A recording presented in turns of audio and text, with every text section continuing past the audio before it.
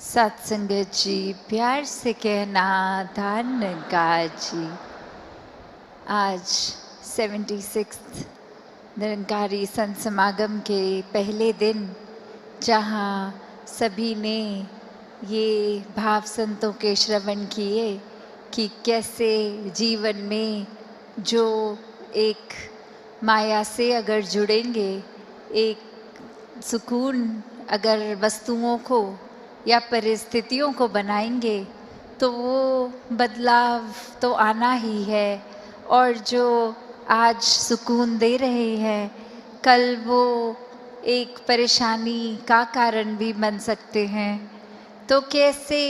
एक सुकून को हर समय चाहिए, तो क्या करना चाहिए। और आज भी संतों ने यही समझाया कि इस परमात्मा, इस निराकार,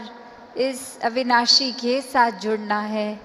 क्योंकि ये हमेशा से कायम दायम है और रहेगा।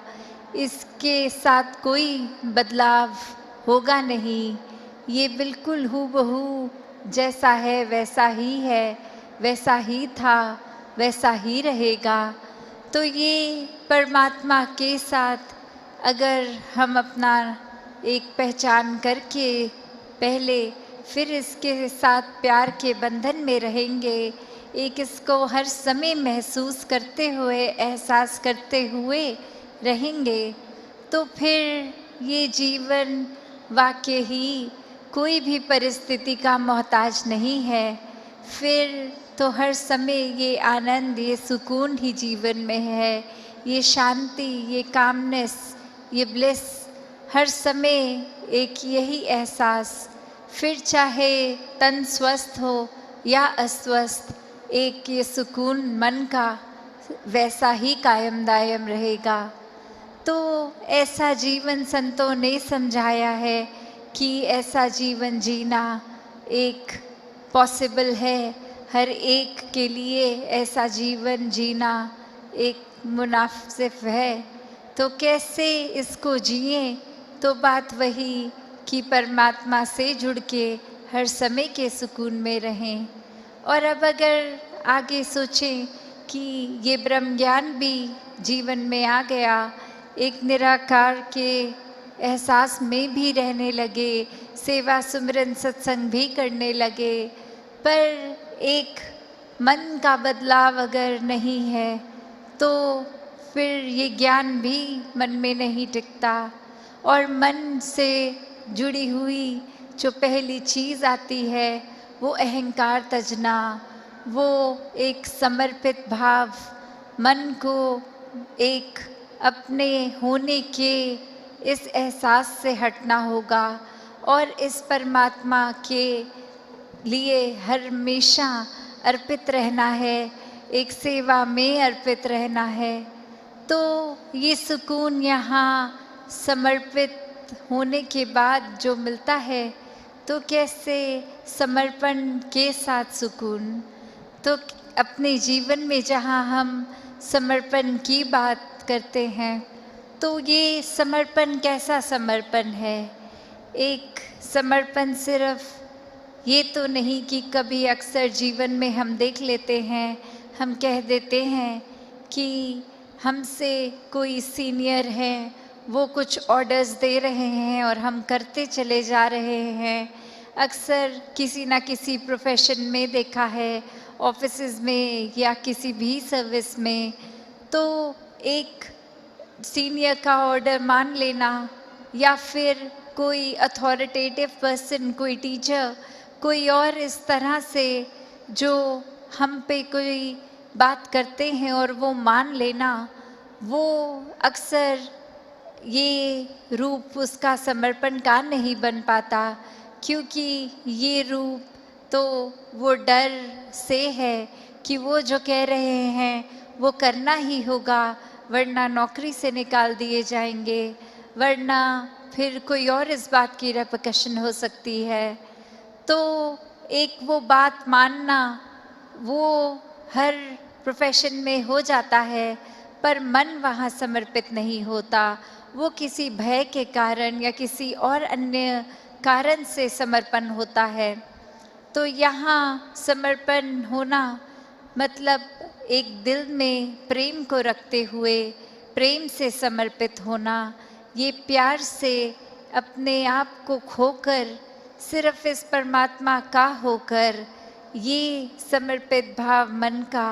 अगर इस तरह का समर्पण है तो वो मुबारक समर्पण है। तो कैसे एक अक्सर बात ये होती है कि हमने समर्पण अगर कर दिया तो ये जो इतने सालों में अक्सर अगर हम सोच के भी देखें कि छोटी उम्र से ही पढ़ते लिखते एक डिग्रियां मिल गई, एक हमें कोई और उपाधि मिल गई, तो ये कमाने के लिए चाहे कितने वर्ष लग गए, पर जब समर्पण की बात आती है, अहंकार को तजने की, अहंकार गंवाने की, तो उसमें उतने ही साल नहीं लगते। ये तो एक पल में ही समर्पण हो जाता है। जैसे ही ये मन समझ लेता है कि ये शरीर मैं नहीं हूँ, ये आत्मा का असली रूप परमात्मा है और शरीर ने तो अपनी यात्रा कुछ सालों में करके इसका एक विनाश हो जाना है,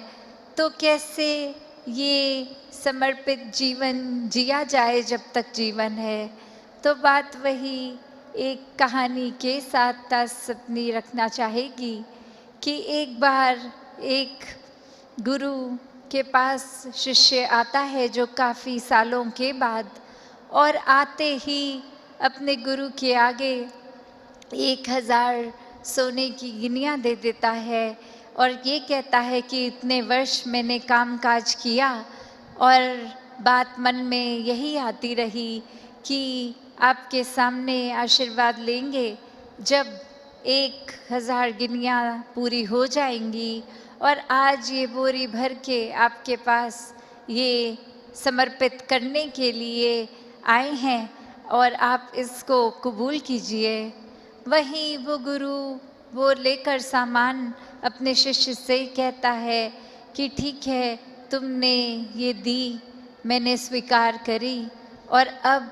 ये जो सामने नदी बह रही है, सारी की सारी ये गिनियाँ उस पानी में बहा दो। और अब वो शिष्य के मन में सवाल कि क्या ये एक क्या ही बात हुई, इतनी मेहनत जो करी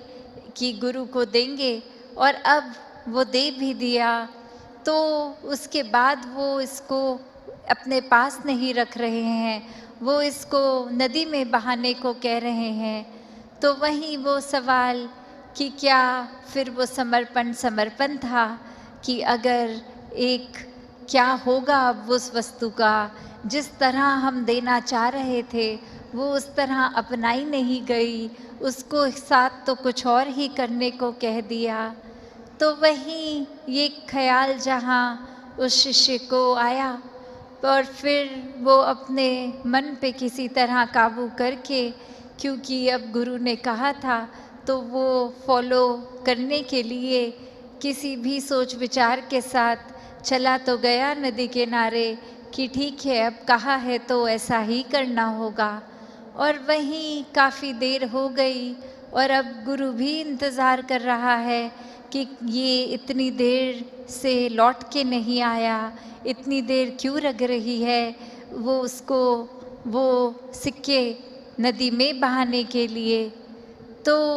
फिर वो गुरु ही खुद उस नदी किनारे जाते हैं और क्या देखते हैं कि वो शिष्य एक एक करके सिक्के को फेंक रहा है, जिसकी वजह से वो बहुत ही देर लग रही है। वो एक बात फिर गुरु समझाते हैं कि ये समर्पण करना है तो इतनी देर क्यों लग रही है, समर्पण तो एक साथ ही किया जा सकता है, पूरी की बोरी को एक साथ ही नदी में बहाया जा सकता था, तो एक एक करके क्यों, इतनी देर लगा के क्यों। तो ये कहानी में तो ये मन की अवस्था ही है कि हम किस तरह एक अपने मन को इस तरह मान लेते हैं कि कोई अटैचमेंट हो गई, कोई और कारण से अगर ये लगा कि कुछ वस्तुएं इकट्ठी हो गई हैं, कोई उपाधियां मिल गई हैं, या कहीं अपने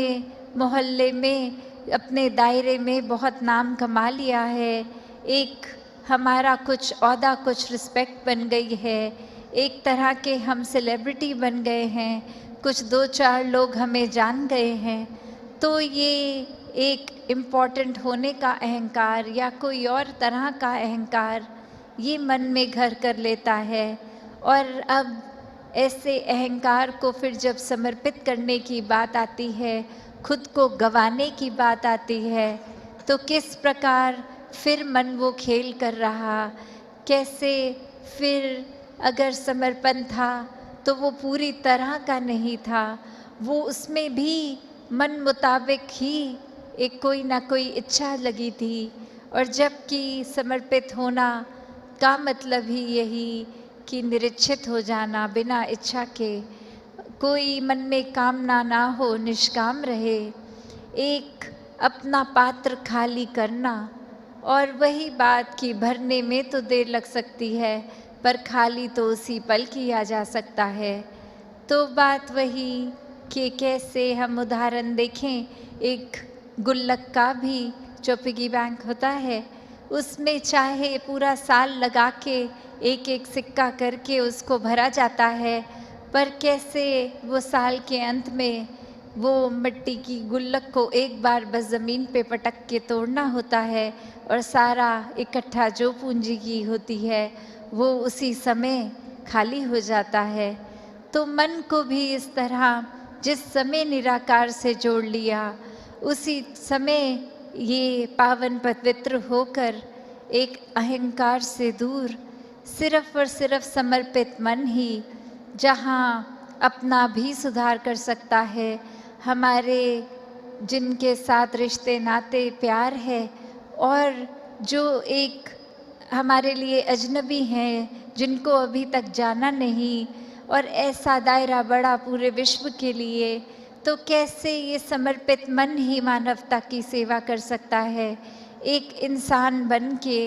एक पूरे विश्व के लिए कल्याण रूपी जीवन हो सकता है। तो बात वही कि अपने जीवन में जहाँ हर कोई एक सेवा भाव को अपनाए, एक समर्पित भाव को वो अपनाए, तो ही सुकून है। वरना तो अगर बिना प्यार, बिना समर्पण के कुछ कार्य करेंगे तो वो कोई और वजह तो ज़रूर हो सकती है, वो प्यार में रचित सुकून नहीं होगा। तो जहाँ परमात्मा को प्राप्त करके हर समय का सुकून मिल सकता है, वहाँ ये अवस्था समर्पण की वो भी होनी ज़रूरी है, वरना कहीं ना कहीं वो सुकून नज़दीक तो आएगा पर छू नहीं पाएगा, वो एक हमारे अंदर घर नहीं करेगा। फिर एक सांसारिक उथल पुथल से मन विचलित हो जाएगा, मन व्याकुल हो जाएगा। तो हर समय जहाँ अपने आप को अपने ही दिमाग में बड़ा ना करा जाए, एक संतों के चरण रज, एक संतों की धूल जैसे, उनके पाँव जैसे खुद को माना जाए, तो ही वाक्य में कुछ हमारा सुधार हो सकेगा। वरना तो वही बात कि जो अपने आप को बड़ा मानेगा वो वाक्य में बड़ा कैसे हो पाएगा, उसे तो अभी बहुत कुछ सीखना होगा। तो जितना ज़्यादा समर्पण का भाव है मन में, उतना ज़्यादा खुद ही को खोना है। तो इस तरह अपने आप को गंवाते चले जाएंगे तो ही एक असल रूप में इंसानियत में एक गिना जा सकेगा। तो मन के भावों को जहाँ इस रूहान के साथ, इस दातार के साथ, इस निराकार के साथ जोड़ा जाए, उतना ही एक जुड़ाव पक्का होता जाएगा, उतना ही मन में ये निराकार बसता जाएगा। और जितना निराकार मन में बसाएंगे उतना ही अपना सुधार होगा। और फिर वही बात जो उदासी अक्सर कहती है कि जब अपने आप का सुधार करके अपने मन को बदल लेंगे तो फिर एक ये बोलने की भी ज़रूरत नहीं है कि हम निरंकारी मिशन से जुड़े हैं, वो कर्म ही हमारा प्रचार है। तो इस तरह एक सुकूनमय जीवन जो हमें मिला है इस दातार से जुड़ के, वैसे ही पूरी दुनिया के हिस्से भी ये निराकार के जुड़ाव से ये मन का सुकून मिले। वरना तो जैसे दासी अभी पहले भी कुछ घंटे पहले जब माइक आया था तो यही भाव रखे थे कि खुद अपना मन अगर सुकून में नहीं होगा तो किसी से भी मिलें वो बेचैनी कायम रहेगी। कोई भी स्थान पे जाएंगे वो कितना सुंदर दिखने वाला स्थान हो, कितना वो एक प्रकृति का रूप उसमें एक सुंदरता की मूर्त, पर वहाँ भी सुकून नहीं मिल पाएगा क्योंकि अपना मन ही सुकून में नहीं है। तो खुद को जहाँ एक पूरी कोशिश करते हुए एक स्थिर मन रखेंगे, एक सहजता में रहेंगे तो ही मन में ठहराव होगा, एक समर्पित भाव जागेगा और समर्पित भाव के वजह से भी ये सुकून जीवन में बना रहेगा। तो जब भी हम खुद को कुछ बड़ा माने तो वहीं ये सुकून खो देते हैं, क्योंकि फिर हमें अगर एहसास होता है कि हमसे बड़ा भी कोई है या फिर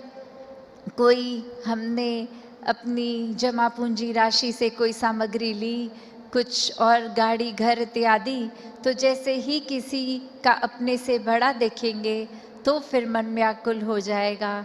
तो जब बात वही कि ये मान लिया जाए कि ये परमात्मा ने शरीर भी दिया है, इससे हमें अपनी सारी कर्तव्यों को भी पूरा करना है, काम काज करना है और उस मेहनत की कमाई से फिर जितना भी एक ये आर्थिक अवस्था है उसमें से हमने अगर आराम के लिए साधन जोड़ लिए तो उन साधनों से इतना